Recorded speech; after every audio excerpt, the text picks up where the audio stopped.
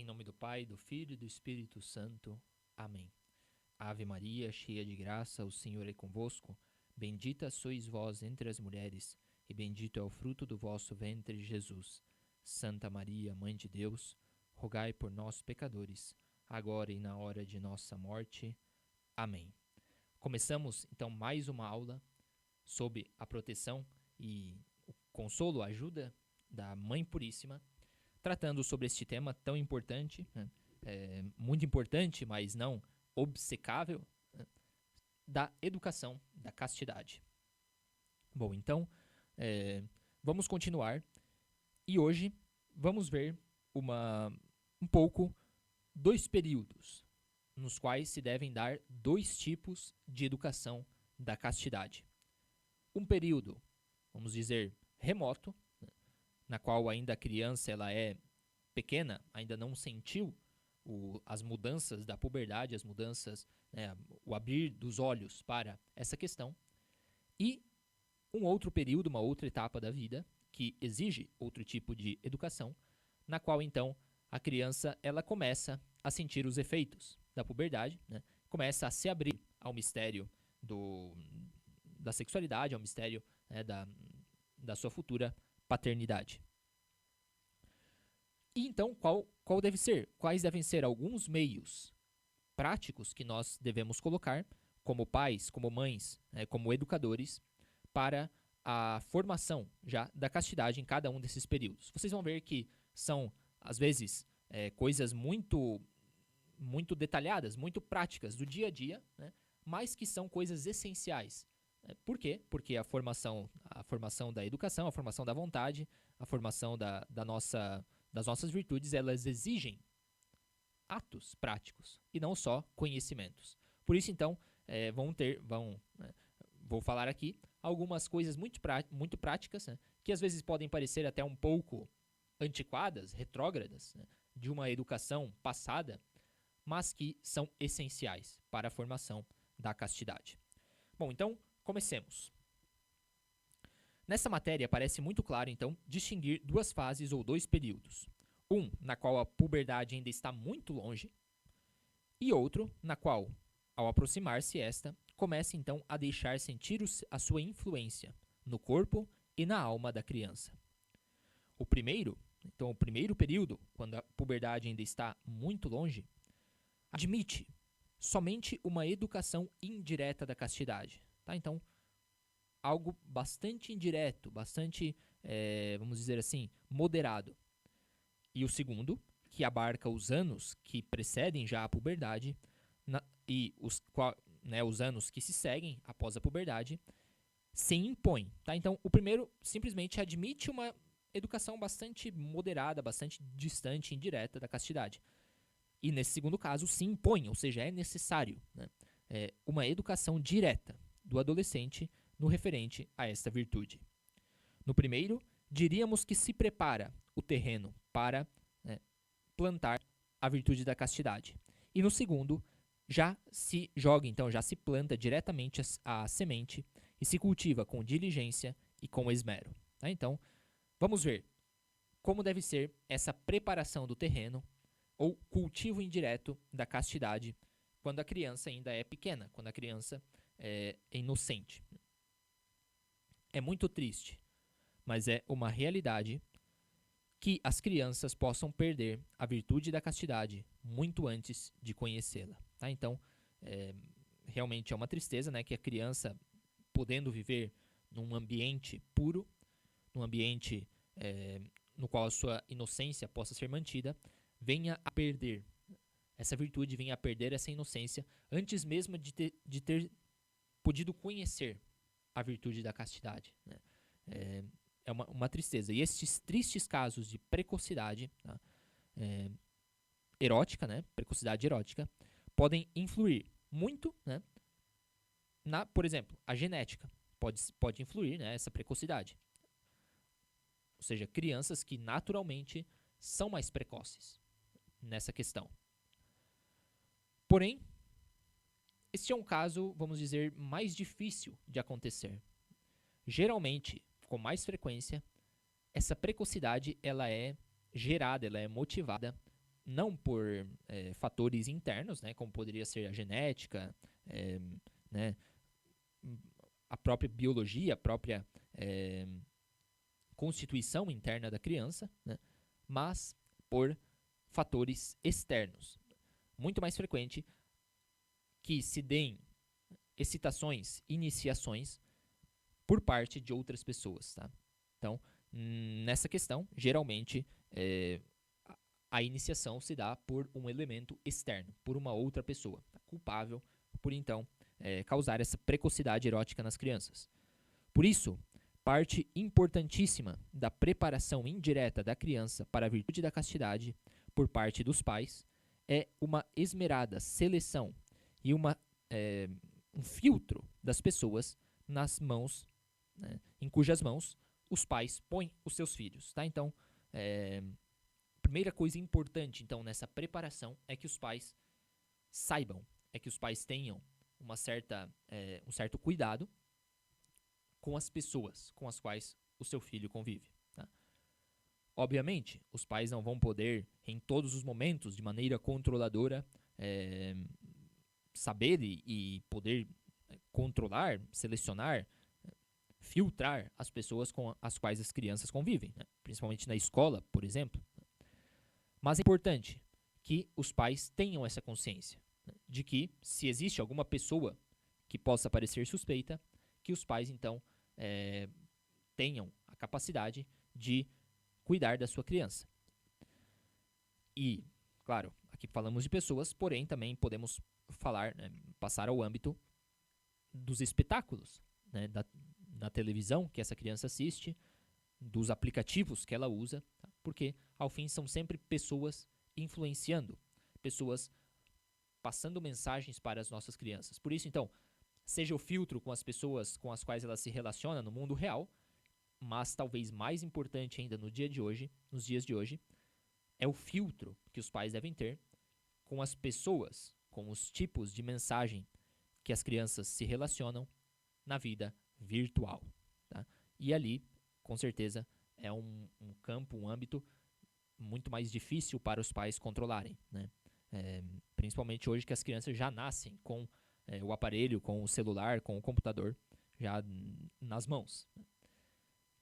E ali é um mundo quase infinito, né, de possibilidades e de pessoas que vão estar, então, passando mensagens, que vão estar, então, falando com os nossos filhos. Então, este filtro ele é sumamente importante como como primeiro meio prático que os pais têm de preparar o terreno da castidade.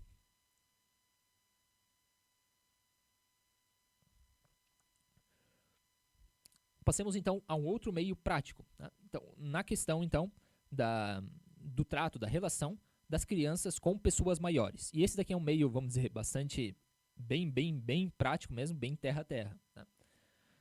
Não permitam os pais jamais que pessoas maiores, que pessoas mais velhas, durmam com os seus filhos, junto com eles, né?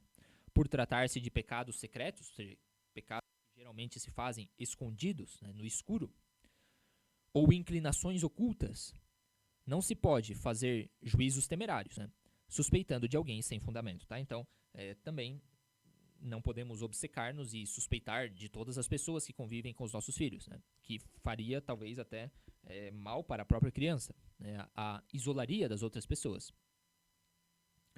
Mas, por essa mesma razão, ante o fato certo de que abundam pessoas, tá, principalmente na nossa sociedade que está terrivelmente sexualizada, abundam as pessoas que estão infectadas por este vício.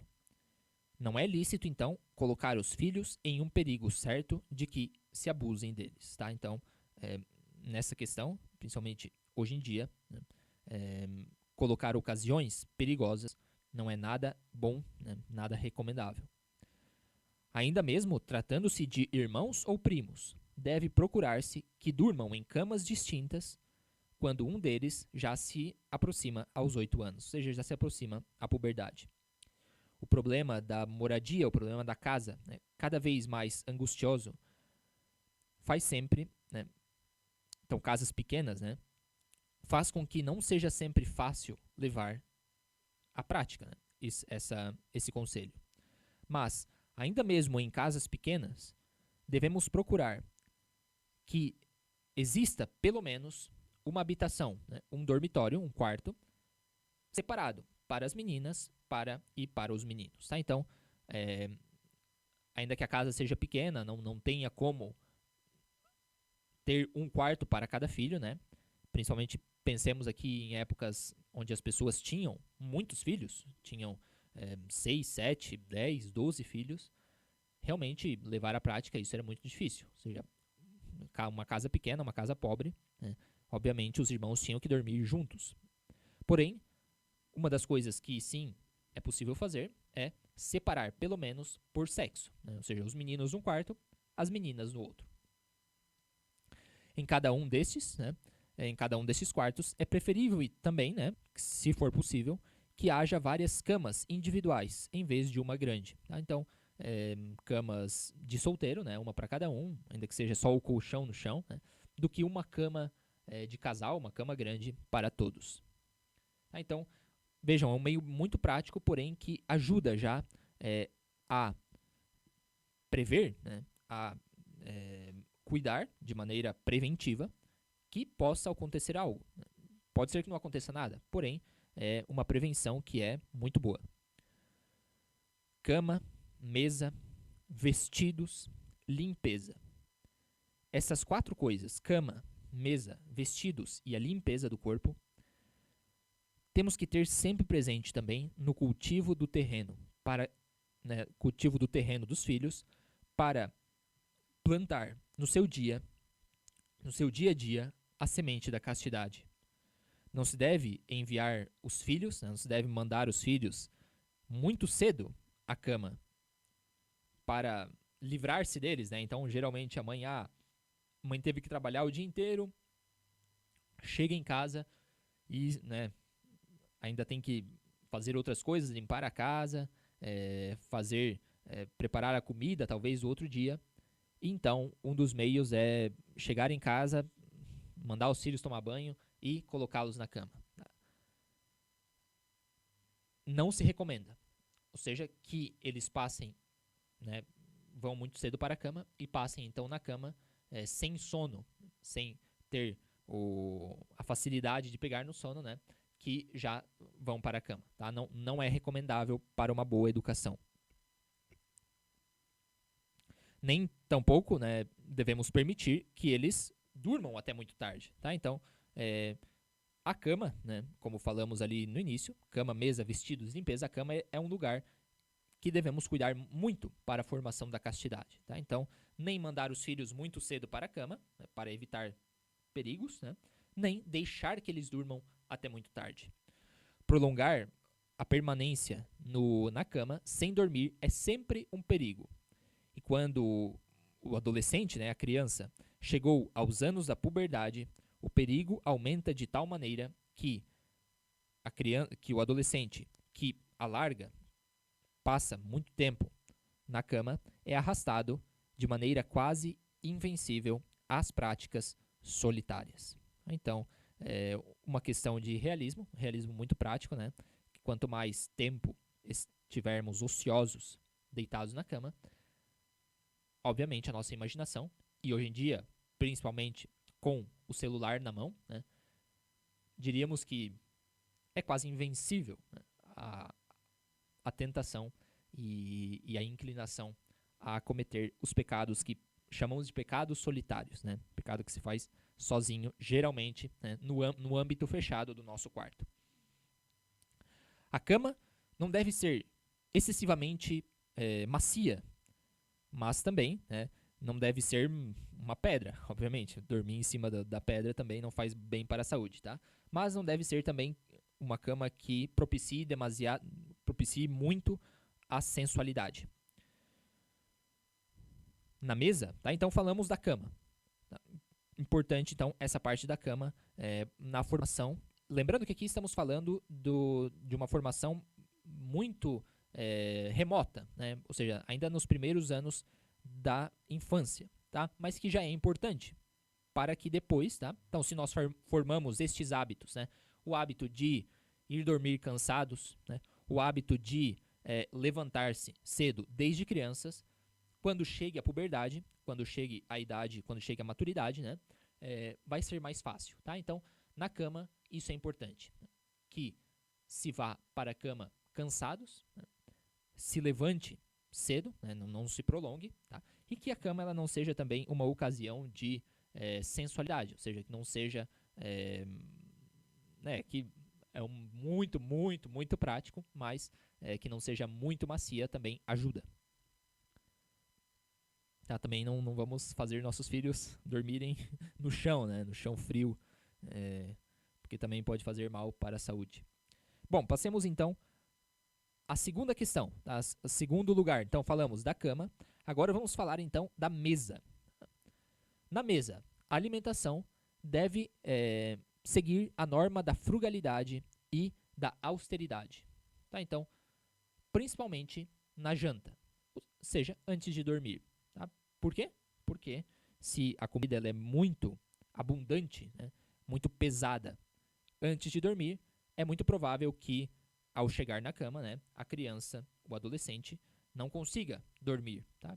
E, né, então, vai ligado ao que nós falamos da cama. Não consegue dormir, pode ser uma ocasião para que a imaginação, então, leve, né, traga algum tipo de tentação. Não abusar de espécies, tá, de temperos e comidas picantes, do café e do chá. Os licores, né, bebidas alcoólicas, devem ser proibidas para as crianças. E os doces e as guloseimas não devem abundar muito. As frutas são muito mais convenientes, tá? Então, por quê? Porque esse cuidado com a alimentação, tá? Existe, obviamente, o cuidado pela saúde, né? Uma alimentação, obviamente, desequilibrada, muito abundante, né? Com muitos doces, com muito café, com muito tempero, né? Podem fazer mal para a saúde da criança. Porém, também a parte sexual está ligada muito também ao nosso estômago. A parte da gula está muito ligada à parte da luxúria. Elas geralmente têm a mesma origem, né? A mesma origem na nossa paixão concupiscível. Tá? Então, por isso, isso é um conselho muito válido de todos os educadores católicos de todas as épocas, que uma das maneiras de controlar a luxúria é, primeiro, controlando a gula. Tá? Bom, então, isso sobre a parte da comida. Tá? Então, que a comida seja frugal e austera, principalmente na janta, né? Que se alimente bem, sim, durante o dia, mas a janta ela tem que ser um pouco mais austera. E cuidar com alguns tipos de comida, como, por exemplo, comidas picantes, obviamente o álcool deve ser totalmente proibido para as crianças, doces e guloseimas, né? E preferir comidas mais saudáveis, como frutas, por exemplo. Bom, vamos para o terceiro aspecto. Os vestidos. Os vestidos, as roupas das crianças, têm que cobrir suficientemente o corpo das crianças. Mais de uma vez, né, os degenerados que foram para o tribunal, né, ou seja, os abusadores de crianças, né, por abusos ou corrupção de menores, declararam em sua defesa que tinham sido excitados, né, aos seus pecados, ao seu abuso, a essa coisa horrível. Por quê?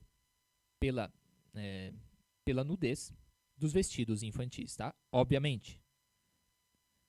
É uma mente que faz isso, uma pessoa que faz isso, tem realmente uma mente doente, enferma. Né?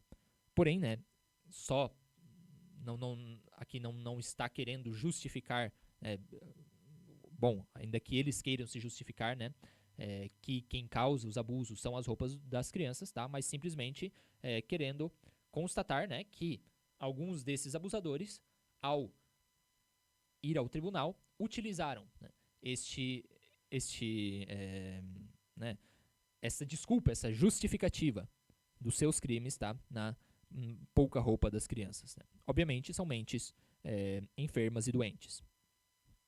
Além disso, as roupas das crianças devem ser largas, tá? Não devem ser apertados, de maneira que não prendam o corpo das crianças e não impeçam os seus movimentos livres. Tá? Então, uma das coisas fundamentais para a formação da criança é que ela se mova, né? Que ela corra, que ela faça esporte, que ela brinque. Tá? Então, uma roupa que é muito apertada, principalmente, né, nos lugares mais sensíveis, prejudicam a mobilidade das crianças, né, e podem prejudicar na sua, até mesmo na sua formação psicomotora, né, psicomotriz,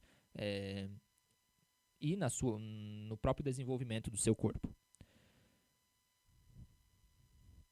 Não devem, porém, né, ser excessivamente numerosos e excessivamente,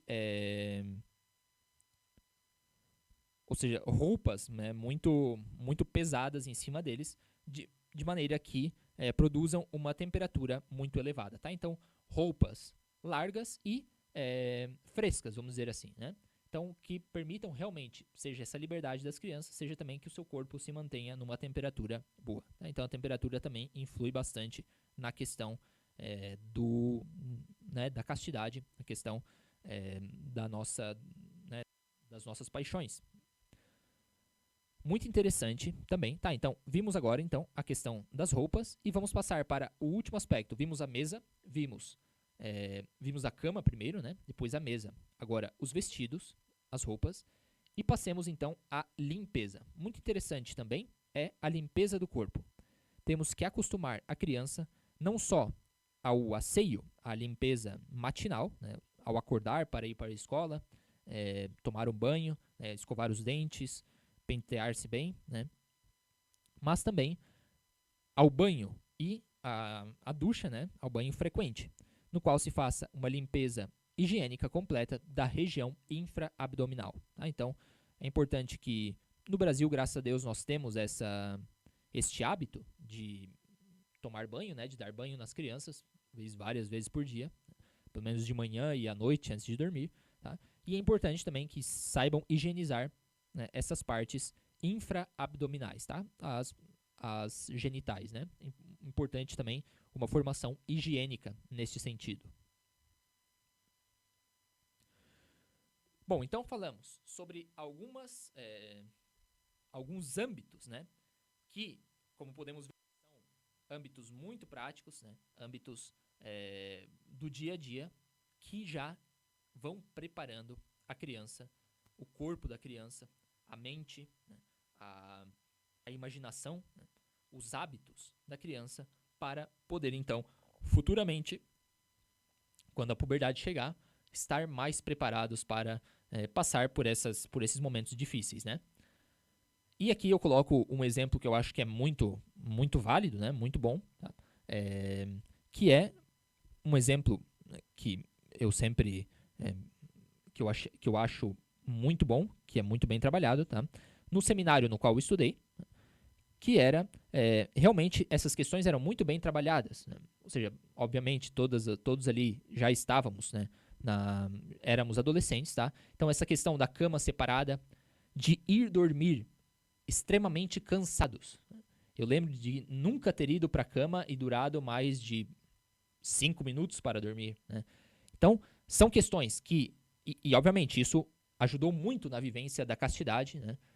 No período da puberdade. Muito, mas muito mesmo. Tá? Então, essa questão da cama, essa questão de cansar-se durante o dia é muito importante. E é exatamente o que nós vamos ver agora. Ou seja, a questão da atividade, a questão do esforço, do exercício físico, né?